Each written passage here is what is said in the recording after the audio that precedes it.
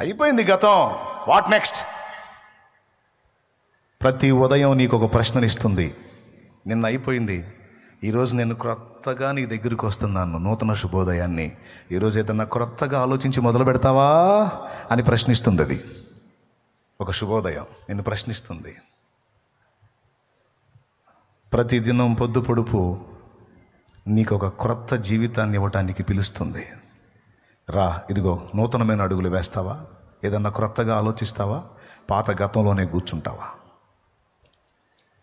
కొంతమంది మర్చిపోరా బాబానా, మర్చిపోలేకపోతున్నాను రా. సరే పోతావు, అయిపోయింది, తీసేయి, వాట్ నెక్స్ట్? ఇలా చెప్పాలంటే బోలెడంతమంది జీవితాలు ఉన్నాయి. తన గతాన్ని నిందించుకోలేదు, కానీ ఏం చేయగలనని ఆలోచించాడు. ఈరోజు కళ్ళు లేని వాళ్ళందరికీ తానే కళ్ళయ్యాడు. ఆయన లూయిస్ బ్రెయిలీ. చూడండి, కాసేపు చూడండి, ఇబ్బంది ఏం లేదు. కాళ్ళు లేవని కొందరు, శరీరం బలహీనపడిందని కొందరు, చదువు లేదని కొందరు, జ్ఞానం లేదని కొందరు, వయసు అయిపోయిందని కొందరు, సమస్యల వలయంలో చుట్టుపడ్డాను ఇంకెక్కడ బయటపడేదని కొందరు, క్యారెక్టర్ లేదని కొందరు, చెడిపోయింది నా లైఫ్, నేను చెడ్డ క్యారెక్టర్ కలిగి ఉన్నానని కొందరు, నేను మత్తు పదార్థాలకు అలవాటు పడ్డానని కొందరు. అవునా? ఇంకేం లేదా పరిష్కారం? అయిపోయింది, నిన్నటితోనే అవన్నీ అయిపోయినాయి. ఈరోజు సంగతి ఏంటి? ఈరోజు జీవితాన్ని క్రొత్తగా మొదలుపెట్టు. ఒకప్పుడు భయంకరమైన త్రాగుడు జీవితాల్లో ఉన్నవాళ్ళు ఇక్కడ ఉన్నారు. ఎంతమంది ఉన్నారు? చేతులు ఎత్తండి బ్రదర్స్, చేతులు ఎత్తండి. బాగా తాగిన వాళ్ళు చేతులు ఎత్తండి. ఇలా కాదు, ఇలా. Very good. ఆ చేతులు ఎత్తిన వాళ్ళందరి జీవితాలు అవే. ఈరోజు చాలామంది తాగి పొర్లాడుతున్నారు. ఒకప్పుడు వాళ్ళు కూడా అంతే పొర్లాడారు. కానీ వాళ్ళు ఒక నూతన ఆలోచన చేశారు. ఎంతకాలం ఇది? ఎంతకాలం ఈ జీవితం? ఒక మార్పు చూడాలి అని యథార్థంగా ఆలోచించుకున్నారు. ఒక క్రొత్త తలంపుతో అడుగు ముందుకేశారు. ఆ బంధకాల్లోంచి బయట పడవేయగలిగే దేవుణ్ణి ఆశ్రయించారు. అంతేకాదు, ఆయన సన్నిధిని కాచుకొని పోరాడారు, పెనుగులాడారు. చివరికి ఏం జరిగిందో మీకు తెలుసు. ఇప్పుడు చేతులెత్తి సన్నిధిలో సాక్షులుగా ఉన్నారు.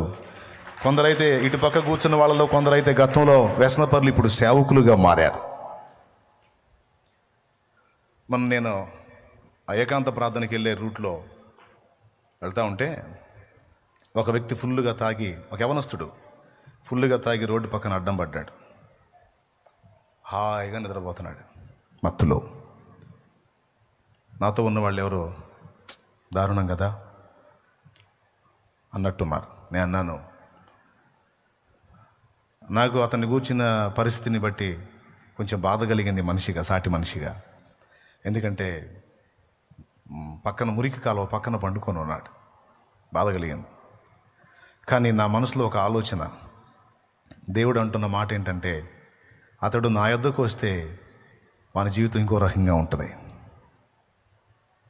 ఇంకొక మాట కూడా ఏంటంటే, ఈరోజు నీ పక్కన తిరుగుతూ నీతో పాటు సేవ చేస్తున్న వాళ్ళు, నువ్వు ఉపదేశం చేస్తుంటే కూర్చొని వాక్యం వినేవాళ్ళలో చాలామంది ఒకప్పుడు ఇదే పొజిషన్లో ఉన్నారు.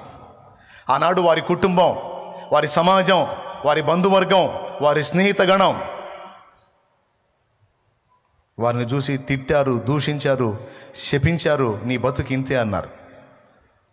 ఎవరిని చూసి? ఈరోజు నీ పక్కన తిరిగి సేవ చేస్తున్న వాళ్ళని చూసి, నీతో పాటు సన్నిధిలో ఆరాధిస్తున్న వాళ్ళని చూసి ఒకప్పుడు ఇలా అన్నారు. కానీ ఆ రోడ్డు పక్కన పడి ఉన్న వాళ్ళు, ఒక తాగుబోతున్న వాళ్ళు చూసి నిందించారు. కానీ నేను మారబోతున్న ఒక వ్యక్తి, మారి అనేక మందికి మాదిరిగా ఉండబోతున్న ఒకరిని చూశాను నేను అప్పుడు. అర్థమైందా? మారి ఇతరులకు, అనేకులకు మోడల్గా మారబోతున్న వ్యక్తిని చూశాను. నేను చెప్తున్నా, నీ ఇంట్లో ఉన్నారా బలహీనులు? వ్యభిచారంలో ఉన్నారా? త్రాగుబోతుతనంలో ఉన్నారా? మాట వినని స్థితిలో ఉన్నారా? మత్తు పదార్థాలకు బానిసలై ఉన్నారా? ప్రార్థన చేయి, ప్రార్థన చేయి. ఒక త్రాగుబోతు నువ్వు చూస్తున్నావు, ఒక్కసారి దేవుడు దర్శించాడంటే ఆ త్రాగుబోతు అనేక మంది త్రాగుబోతులను మార్చేవాడవుతాడు. ఒక వ్యభిచారపోని నువ్వు చూస్తున్నావు, దేవుడు ఒక్క పర్యాయం వాడిని దర్శించాడంటే అనేక మంది వ్యభిచార జీవితాలను మార్చే యోధుడిని నువ్వు చూడగలుగుతావు. ఒక హిజ్రాని నువ్వు చూస్తున్నావు. ఒకవేళ అతడు దేవుని చేత పట్టబడితే అనేక మంది హిజ్రాలను చెడుతనం నుంచి కాపాడే యోధుడు అవుతాడు, యోధురాలు అవుతుంది. ఏ చెప్తావో చెప్పు. ఈరోజు బలహీనులుగా కనపడుతున్న నీ పిల్లల్ని గురించి నువ్వు శపించొద్దు, నిందించొద్దు, తృణీకరించొద్దు. ఈరోజు బలహీనులుగా కనపడుతున్న నీ పిల్లల్ని గురించి నువ్వు వేదన పడొద్దు. గుర్తుపెట్టుకో, ఈరోజు బలహీనులుగా ఉన్న ఈ పిల్లలే నా తండ్రి చేతుల్లో పడితే, నా తండ్రి చేయి వాళ్ళ మీదకి వస్తే వాళ్ళు యోధులు అవుతారు, లోకానికి వెలుగవుతారు. నీకే నెమ్మది లేకుండా చేసే నీ బిడ్డలు అనేక మందికి నెమ్మదినిచ్చి స్వాంతనిచ్చేటువంటి యోధులు కాగలరు. కారని ఎవడు చెప్పాడు నీకు? నా ప్రభు చేయగలుగుతాడు, నా యేసయ్యకి సాధ్యం. అప్పగించంతే, అప్పగించు. నిజంగా నువ్వు ఆయన నమ్మితే విశ్రాంతిలో ఉండు. బాధపడద్దు, కుమిలిపోవద్దు, రింగిపోవద్దు బిడ్డ, నిరుత్సాహపడద్దు. నువ్వు అదే చూడు. అననీయ, అననీయ లే. తిన్నని దనబడిన వీధికి వెళ్ళి యోదాను అని ఇంట తారుసువాడైన సౌలు గురించి విచారించు. ముగిస్తున్నా, ఒక్క ముక్క వినండి. ప్రభువా, ఆ మనుషుడు దుర్మార్గుడు కదా, సంఘాన్ని భయంకరంగా హింసించి నీ పరిశుద్ధుల్ని చంపి జైళ్ల పాలు చేసి స్త్రీలు పురుషులు పిల్లలున్న భేదం లేకుండా ఎంతో దుర్మార్గం చేసిన వాడు కదా ప్రభు.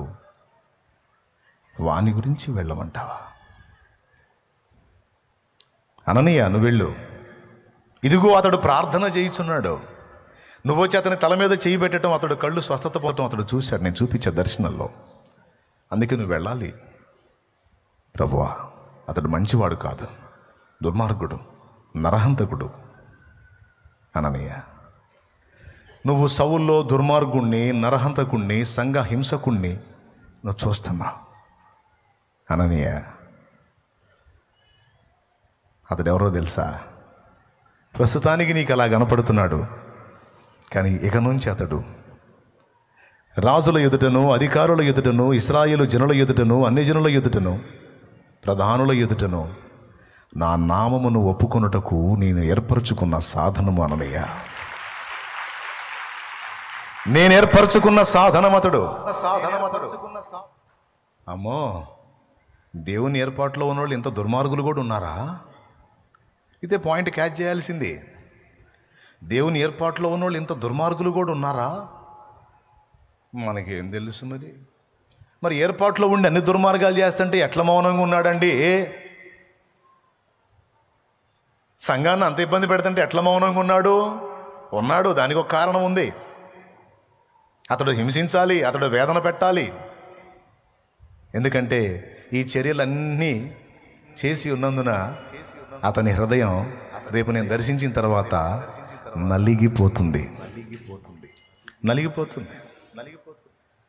ఎంత నలిగిందంటే, తిమోతికి ఆఖరి లెటర్ రాస్తూ, తిమోతి, నేను వెళ్ళిపోయే సమయం ఆసన్నమైంది, ఇంకెక్కువ కాలం ఉండను నేను భూమి మీద, ప్రభు దగ్గరికి వెళ్తాను. కానీ పాపులను రక్షించుటకు క్రీస్తు యేసు లోకమునకు వచ్చిన మాట నమ్మదగినది, పూర్ణ అంగీకారానికి యోగ్యమైంది. అలా పాపులు అని పిలిస్తే, రే పాపులందరూ వచ్చి లైన్లో నిలబడండి అంటే ముందు వరుసలో ముందుండేది నేనే తిమోతి. నేను ప్రధాన పాపిని, సంఘమును హింసించిన పాపిని, నిరపరాధులను చంపిన చేతులు గల పాపిని. నేను ఆయన కోసం ఏమైపోయినా పర్వాలేదు తిమోతి, ఎందుకంటే చాలామంది నేను ఇబ్బంది పెట్టాను. నా గుండె నలిగిపోయింది నా పాపాన్ని బట్టి. అందుకే నా జీవితం అంతా అర్పణ చేసుకున్నా, సజీవ యాగముగా సమర్పించుకున్నాను తిమోతి అని తన ఆత్మీయ కుమారుడైన తిమోతికి చివరి లెటర్ రాస్తూ కూడా తన పాపాన్ని గురించి మాట్లాడాడు ఆయన.